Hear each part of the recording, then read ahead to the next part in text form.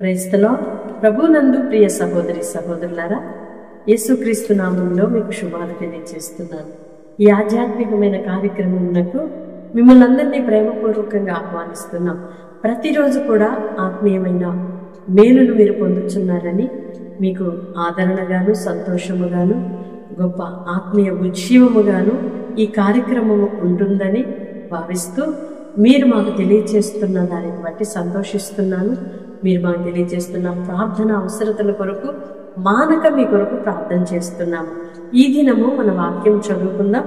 నెహెమ్యా గ్రంథము 2వ అధ్యాయం 20వ వచనం. ఆకాశమందు నివాసి అయిన దేవుడు తానే మా యత్నములను సఫలం చేయను. ఆమేన్. ఆకాశమందు నివాసి అయిన దేవుడు మన ప్రయత్నములను సఫలపరచువాడై ఉన్నాడు. మనము చేసేది అది మంచిదైన ఎడల ప్రతి మంచి ప్రయత్నానికి దేవుని సహాయము మెండుగా ఉంటుంది. ఇది మనం గుర్తుంచుకోవాలి.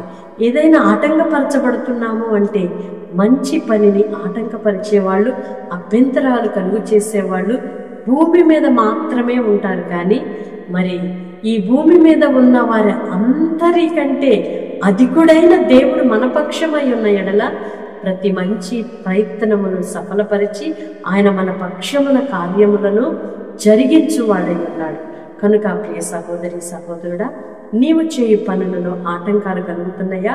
నీ కుటుంబానికి అభ్యంతరాలు ఎదురవుతున్నాయా? నీ ఆత్మీయ జీవితంలో నీ ఫలించలేకపోతున్నావా? నీ ప్రార్థనా జీవితానికి ఆటంకాలు కలుగుతున్నావా?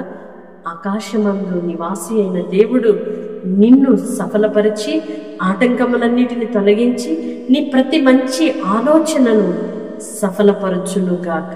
ఆమేన్. ప్రార్థన చేసుకుందాం. పరిశుద్ధుడైన దేవా, ప్రేమ కలిగిన తండ్రి, మీ స్తోత్రాలు చెల్లిస్తున్నామయ్యా. గడిచిన ప్రతి క్షణము మీ కృపలో మమ్మల్ని కాపాడి భద్రపరిచి మరొక నూతన దినాన్ని మా జీవితంలో ఇచ్చారు నానా. మీ స్తోత్రాలు చెల్లిస్తున్నాం. ఈ దిన దీవెనల చేత నింపి నడిపించండి. ఎందరైతే బిడ్డలు ప్రార్థనలు ఏకీభవిస్తున్నారో అయ్యా, వారిని మీరు అన్ని విషయాలను దీవించండి, ఆశీర్వదించండి. వారు చేయు ప్రతి మంచి ప్రయత్నమును మీరు సఫలపరచండి, దీవించండి. ప్రతి ఆటంకము యేసు నామములో తొలగిపోవునుగాక. ప్రతి అభ్యంతర కారణమైన దానిని మీరు తొలగించండి అయ్యా. మీ కృప చూపమని వేడుకుంటున్నాము తండ్రి. ఆకాశమందు నివాసి అయిన దేవుడు మా ప్రయత్నములను సఫలపరచును అని నాయన.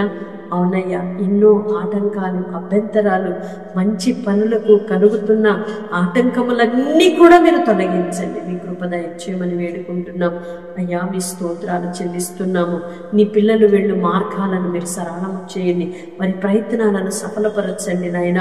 వారి ఆలోచన యావత్తును మీరు చూస్తున్న దేవుడవయ్యా. సఫలపరచు దేవునిగా మీరున్నారు. ఆటంకాలు కలుగుతున్న ప్రతి విషయములో కూడా నాయన మీ దయగలిగిన హస్తము, కరుణ హస్తము నీ పిల్లలతో ఉండునుగాకయ్యా. మీ స్తోత్రాలు చెల్లిస్తున్నాము.